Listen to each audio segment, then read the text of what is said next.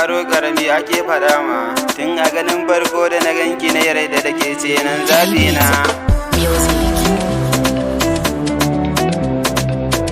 Yayya ɗan zaki ne, ke ce nan zaɓi na, ke ce nan sirri na, ke ce nan zaɓi na, ke ce nan sirri na. Dan da bara yar alƙawari ke ce kika zamto min sirri na. Ke ce nan zaɓi na, ke ce nan baiwar Allah na. Wadda nake kallo yanzu daɗi babu abin da yake damuna. Duka abin da nake yi a ita ce ta zamanto min sirri na. Lallai na yi gabo da abin alkhairi tun da na haɗu da ke. Ke ce nan kika zamto min sirri na, wa zai raba ni da ke. Ai tun da na ganki ganin farko na yarda da ke. Yanzu ni ne nan na faɗa waye za ya raba ni da ke.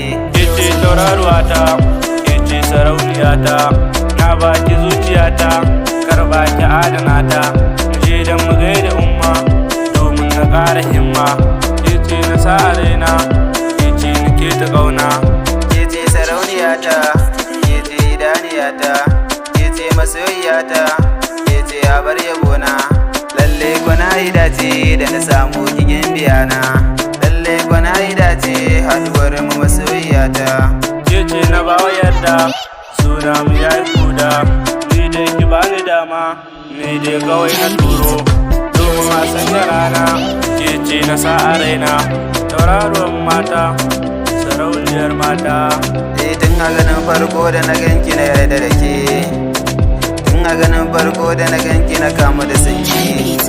Na juya gabas na juya yamma ban ga kamar ki ba. Na juyo kudu na juyo arewa ban ga kamar ki ba. A kaf yan matan agadas ni dai ban ga kamar ki ba. Na dubo zandar na duba niyame ban ga kamar ki ba. Na dubo Niger na duba Ghana ban ga kamar ki ba. Baby dan Allah to kare da ki fure da batun ban kwana. A kaf yan matan nan na ce musu sai wata rana. Idan har na bar ki ni ko ina ne zan saka kaina. Music.